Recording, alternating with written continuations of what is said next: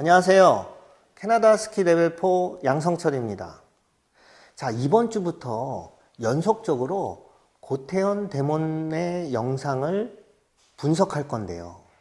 자, 흔쾌히 고태현 데몬이 동의를 했습니다. 와, 박수 한번 쳐야 되는 거 아닌가요? 자, 영상을 기본으로 아주 담대하고 과감하게 활주의 모습을 분석해 보도록 하겠습니다. 자, 분석하기에 앞서 기술선수권대회가 도대체 무엇인지 또 모르시는 분들도 있어서 여기에 대해서 잠시 설명을 하고 넘어가겠습니다. 자, 레벨 1 이상의 자격을 갖추어야 되고요. 출전할 수 있는 이 기술선수권대회, 스키 지도자가 그동안 저마다 갈고 닦아온 기량과 최신의 스키 기술을 한껏 뽐내며 경합을 벌이는 치열한 가축전이자 여러 스키어들이 한자리에 함께하는 스키계의 가장 큰 행사라 할 수 있습니다. 그리고 가장 큰 축제의 장이죠.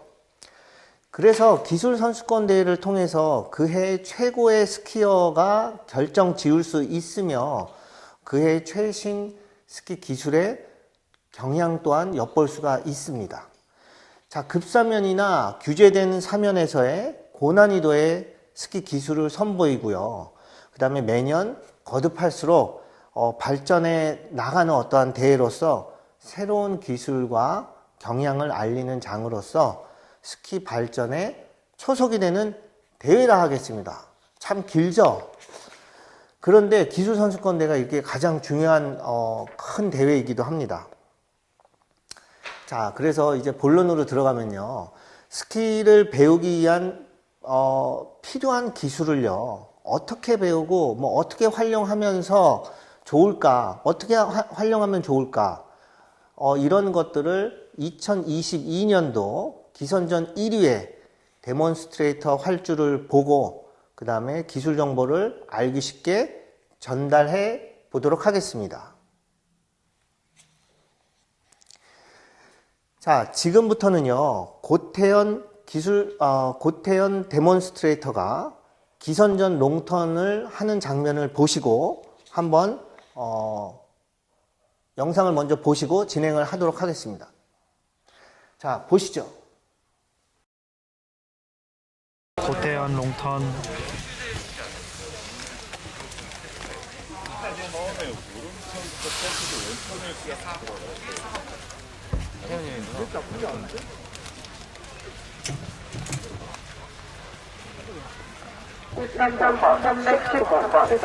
자, 고태현 데몬 영상을 보셨는데요. 여러분은 어떻게 느끼셨나요? 자, 고태현 데몬이요. 사실 제가 보기에는 출발을 보면은요. 오른발 턴을 시작으로 해서 총 7회 턴으로 피니시를 들어갔습니다. 자, 역시 제가 보는 관점에서는 역시 활주가 대단히 커 보였고요. 스킹을 충분히 이끌었던 어떠한 상쾌하다? 이렇게 표현할 수 있는데요. 여러분들은 어떻게 보셨나요? 자, 그러면은 지금서부터 분석을 한번 해볼게요. 자, 출발부터 보면은요. 측면 사활강 공략이라 할 수 있습니다. 자, 이 말이 무슨 얘기냐면은 출발선에 서서 측면 사활강으로 공략했다라는 것은요. 아주 좋은 방법 중에 하나입니다. 자, 이유는요. 레인보우 같이 아주 급경사인 데에서 스타트 할 때는요. 대단히 좋은 전략이고요. 근데 일부 기선전 참가자 선수들은요. 폴라인 이렇게 직선으로 내려가는 스타트 먼저 이렇게 내려가는 공략으로 하시는 분들이 꽤 많더라고요. 자, 다시 한번 얘기하자면은 측면 공략했다라는 것은요. 오른발 스키를 밟으면서 다시 말해 압력을 충분히 스키판에 가하면서 턴을 시작했다라는 것입니다. 자, 첫 턴부터 되게 좋은 공략인데요. 자, 측면 사활강 공략으로 결과적으로는요. 스키의 팁 컨트롤 하는 장면을 볼 수 있죠. 그게 첫 번째 턴서부터 그게 가능했던 것입니다. 자, 이거를 우리가 한번 생각을 한번 해볼게요. 우리가 시계 이미지를 한번 떠올려 보겠습니다. 자, 오른발의 경우는 11시, 10시 정도의 스키의 팁, 컨트롤이 설면에 걸려야 8시 정도에 위치한 이때서부터 빠른 속도에서의 엣징을 풀어주는 D클래스 엣징이 가능하거든요. 왜냐하면은 속도가 빠르거나 아주 급경사에서는요, 우리가 늘상 해왔던 패턴의 엣징의 타이밍보다 되게 빨라야 되거든요. 그래서 빠른 속도에서는 위에서부터 엣지를 줘야지 타이밍을 맞출 수가 있습니다. 자, 다음으로는요, 산쪽 스키부터 시작했다라는 어떠한 이 엣지 변환 이야기인데요. 자, 완사면이든 급사면이든 간에 고속 활주에서는요, 산쪽 스키로부터 엣지 변환하는 모습을 보이는데요. 자, 산쪽 스키로부터의 엣지를 시작하는 것이 매우 중요한 포인트입니다. 아주 기본이죠. 꼭 기억해 두시기 바랍니다. 우리가 스키를 탈 때 완사면이나 완사면 같이 어떠한 낙하력이 작은 경우 또는 부드러운 설질로 인해서 엣지가 잠기는 경우, 그게 결국은 이제 과격한 엣지거든요. 이렇게 활주 속도가 높아져서 원심력이 커지는 경우에는요, 계곡적 스키에 엣지가 걸려 감속되기 쉽거든요. 우리가 여러분들 스키 탈 때 내측 스키를 확 돌리거나 이런 경우를 이야기하는 겁니다. 자, 그래서 사실은 기술 선수권 대회 같은 경우는 속도의 손실이 없이 양쪽 스키의 엣지를 동시에 변환하기 위해서는요, 산쪽 스키로부터의 엣지를 변환하는 것이 되게 좋습니다. 어떻게 잘 표현됐나요? 자, 이때 산쪽 스키와 신체의 중심을 앞쪽으로 미끄러뜨리는 것이 매우 중요합니다. 자, 이게 무슨 얘기냐면요, 엣지 변환 구간만큼 움직임이 멎어서는 안 되는데, 계곡 쪽뿐만 아니라 앞쪽으로 중심을 이동시켜야 산쪽 스키의 활주성을 살리는 엣지 변환이 가능하다는 얘기죠. 자, 감속하지 않는 엣지 변환을 위해서는요, 엣지 컨트롤하는 다리의 움직임과 중심 이동의 방향이 서로 간에 연동되는 것이 되게 중요합니다. 그래서 이것이 항상 제가 이야기하는 쾌적한 스키를 타는 방법이라고 할 수가 있습니다. 자, 다시 말해서 후반부에 강한 엣징으로 브레이크 없는 활주라 할 수가 있죠. 자, 다음으로는요, 발바닥으로부터 발목을 의식하여 민첩하게 중심을 이동하는 활주, 이러한 내용을 갖고서 진행할 건데요. 중심 이동의 방향을 의식하는 것보다 플랫 포지션이 매우 중요합니다. 자, 중심 이동의 방향은요, 당시의 활주 속도나 의도하는 호의 크기에 따라 달라집니다만, 가장 중요한 것은 활주면의 사면과 평평한 상태로, 즉 엣지가 걸려있지 않는 상태를 만들고 난 후에 다음 운동을 시작하는 것이 매우 중요합니다. 자, 명언 아닌가요? 명언? 자, 이것이 우리가 이야기하는 뉴트럴인데요. 스키 강습을 통해서 스키어의 활주를 보면요, 경사의 기울기에 대해서는 플랫 포지션을 만들 수 있어도 진행 방향의 전후 방향으로는 평평하지 못하고 스키의 후미 부분, 즉 뒤에 테일 부분에 체중을 실어버리는 경우가 되게 많죠. 자, 이때 여러분들 제가 이야기하는 이 플랫 포지션이란 경사면에 대해서 수직으로 서 있는 것을 의미하는 것입니다. 자, 엣지가 걸리지 않도록 하는 좌우의 플랫뿐만 아니라 진행의 전후의 방향에서도 한가운데 체중을 실어주는 것을 엿볼 수가 있죠. 자, 정상적인 플랫 포지션이라는 것은요, 중심이 어느 위치에도 치우치지 않는 포지션을 이야기하고요.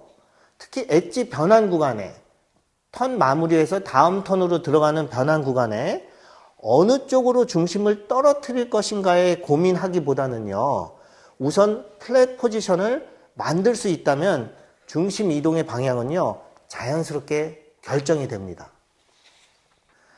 자, 지금 고태현 대문의 이 구간에서는요, 엣지 변환 구간에서의 포지션을 이야기하는데요. 턴홀을 만들기 위해서 전부라고 이야기해도 전혀 무리가 없습니다. 자, 엣지 변환의 포지션에서는 그만큼 중요하다는 것인데 여러분들이 모두 이해하고 있으리라 생각을 합니다. 알겠죠? 이 정도까지 얘기하겠습니다. 자, 엣지 변환 구간 자체만 의식을 하는 것은 지나치게 위험하죠. 그래서 보시는 바와 같이 세련된 활주를 하기 위해서는요, 이전의 회전서부터 다음 회전의 흐름에 어떠한 중요한데요, 흐름까지가 그 중에 엣지 변환 구간에 있다는 것을 잊어서는 안 됩니다. 자, 변환 구간에서의 반발을 충분히 활용하기 위해서는요, 이전 회전 후반서부터 미리 준비가 되어야 한다라는 거, 그리고 스키의 흐름을 살림으로써 이상적인 포지션을 만들 수 있다라는 것입니다.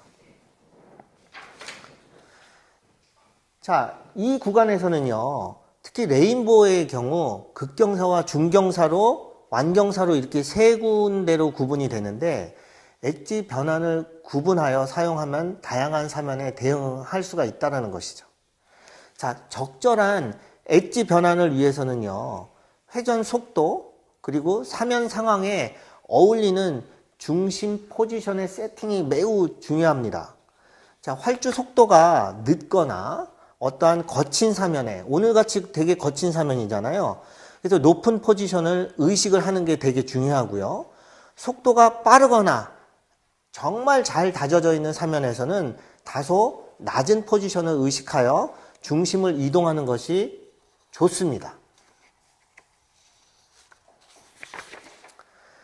자, 사면 상황에 상관없이 스키어가 어떠한 한 가지로 획일적인 중심 포지션을 세팅하는 경우가 상황에 맞는 적절한 조작이 어려워지고요. 그 다음에 상황과 조건에 어울리지 않는 홀을 그릴 수밖에 없습니다. 자, 그 결과 이 부분에서 회전 전체의 밸런스가 약간 무너지죠.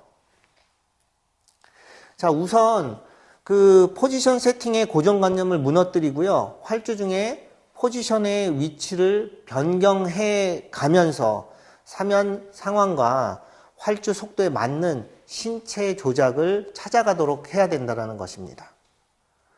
자, 엣지 변환의 폭을 넓힘으로써 스키의 즐거움의 폭도 한결 넓어집니다. 자, 올겨울에 한번 여러분들도 시도해 보시죠. 자, 지금 고태현 대문 영상 보이시나요? 자, 오른발과 왼발 턴에서 약간의 차이가 보여지는데요. 자, 신체 전체의 긴 축을 사용하면서 움직여야 합니다. 자, 축의 길이를 세 가지 패턴으로 나누어서 사용함으로써 엣지의 변환을 효율을 높일 수가 있는데요. 이것이 그리고 포인트입니다.